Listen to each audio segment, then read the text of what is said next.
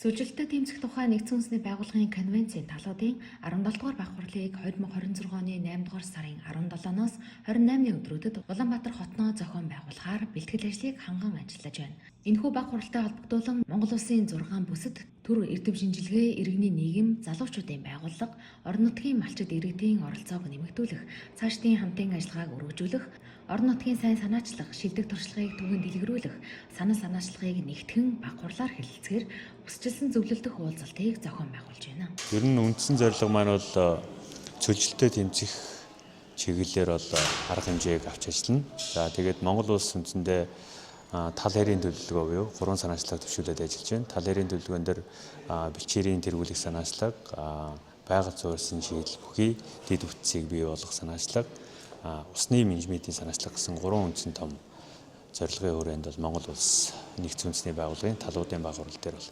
танилцуулахаар ажиллаж байна.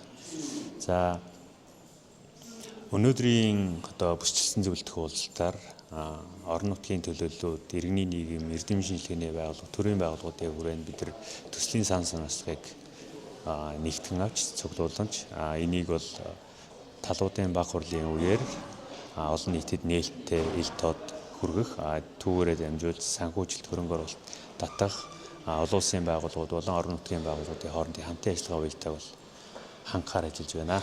Дархуул аймгийн нийт нутаг дэвсгэрт цөлжилт эрчимтэй явагдаж байна. Иймд засаг даргын захирамжаар орон нутгийн уур амьсгалын өөрчлөлтөд дасан зохицох, сааруулах арга хэмжээний төлөвлөгөөг боловсруулжээ. Үүнд уур амьсгалын өөрчлөлтөд үрдэмтгий, эмзэг, мэдрэмтгий бүлгүүд эрсдэлтэй дэд бүтцийг сайжруулах зэрэг 10 бүлэг 27 зөвлөл бүхий арга хэмжээ багтсныг бүсчилсэн зөвлөлдөх уулзалтаар танилцуулж байна.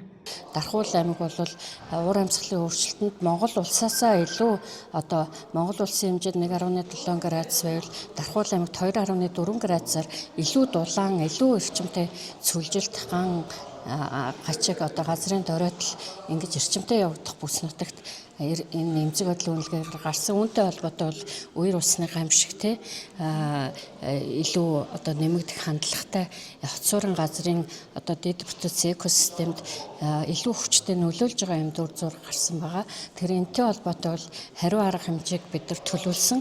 За үүнтэй холбоотойгоор газар тариалангийн бүсд агар оржуулалт хийх, тэрбум мод үндэсний хөдөлгөөнөд дэмжиж ажиллах, мөн түнчлэн иргэдийн санаачлагаар бол уур амьсгалын эсрэг өөрсдийн хандлага, мэдлэг ойлголтоо нэмэгдүүлэх, үүний үндсэн дээр бичил төслүүдийг хэрэгжүүлэх ийм ажлуудыг эрчимтэй явагдаж байгаа. Дархуул аймгийн засаг даргын 24 оны 5 сарын 8-ны өдрийн захирамжаар 01А219 захирамжаар бараг 60 гаруй хүний бүрэлдэхүүнтэй ажлын хэсэг аймгийн дунд хугацааны бодлогын баримт бичиг дээр ажиллаж өнөөдөр англи, монгол хэл дээр тохимол болгож ингээд гарч ирсэн байгаа.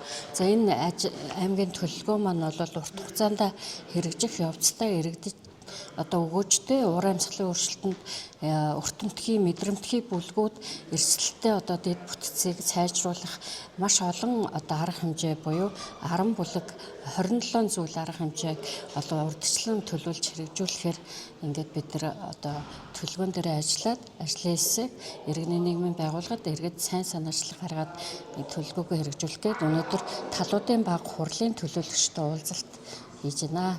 Монгол улсын нийт нутаг дэвсгэрийн 77 орчим хувь нь газрын дороотолд ямар нэгэн байдлаар өртсөн, үнээс 23 орчим хувь нь байгалийн жамаар нөхөн сэргэх боломжгүй байсан нь энэхүү асуудал үндэсний хэмжээний томоохон сорилт болсныг харуулж байна. Иймд талуудын 17 дугаар бага хурлыг Монгол улсад хүлээн авч зохион байгуулах нь зөвхөн олон улсын түвшний арга хэмжээ бус, цөлжилт газрын дороотол, ган гачиг, ус, экосистемийн асуудлаарх үндэсний шийдлүүд, сайн туршлагыг тодорхойлж орон нутгийн оролцоог өргөжүүлэн бэхжүүлэхэд ихээхэн ач холбогдолтой юм.